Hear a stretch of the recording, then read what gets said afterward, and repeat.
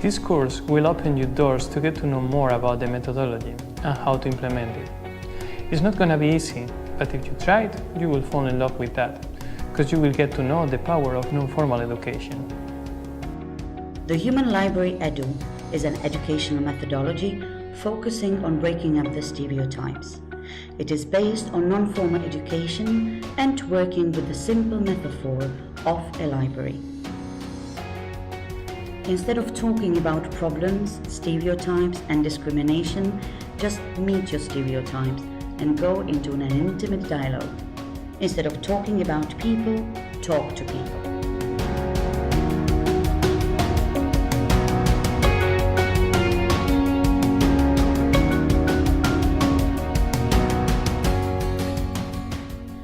It works as a classic library.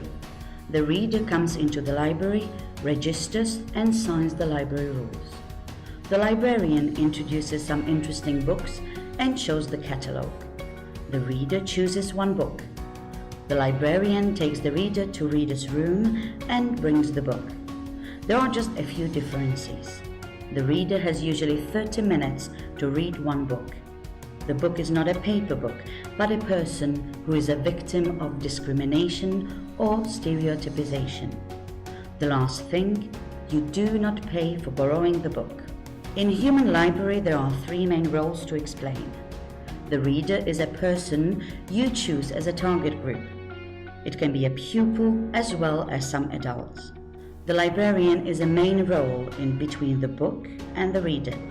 The librarian takes care of the lending system as well as safety of the books. It is the librarian who needs to know when the book goes to pee. The book is a diamond in your human library. It is a normal person able to share the story of their own experience with stereotypization and discrimination. The image of Human Library looks easy, and this is the task of the organizer to make it in such a way. If you work with people, you need to take care of all the possible risks and benefits. For readers and books, it should look like a normal situation. That is the way to allow the multiplying effect of this methodology. People should rather talk to each other than believing in labels. We know what we do, as we have been working with this methodology since 2009. So far, we have made almost 40 human libraries across Europe with more than 3,500 readers. 99% of all readers rated this methodology in highest points, and 100% of them would like to come back again.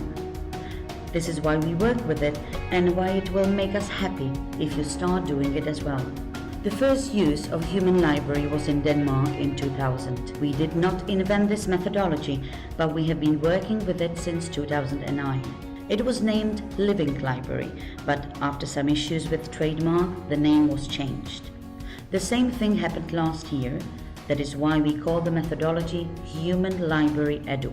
It is created according to our guide, written in 2011.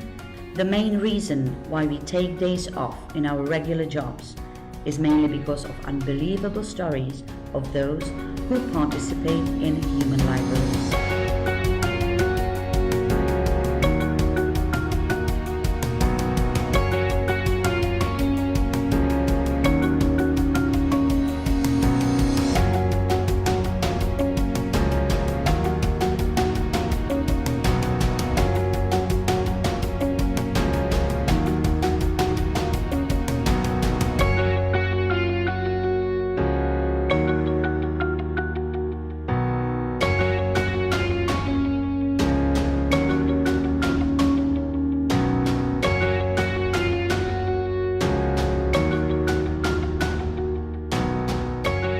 In the past years, we worked with three basic settings of Human Library. The public event, when you invite everyone to join, is usually used as a part of some festival. The closed event is typically used in school, where you know perfectly the target group, and our favorite one is the combination of these two. You invite schools and give space to general public as well. The effect is then much higher, as people invited into Human Library have real stereotypes, and you can work with them before and after the event. This type of setting helps us to reach our mission, to raise up the critical thinking and support active listening among youth, and mainly to prevent impacts of labeling and repeating the terrible part of our history when labels meant a possible death.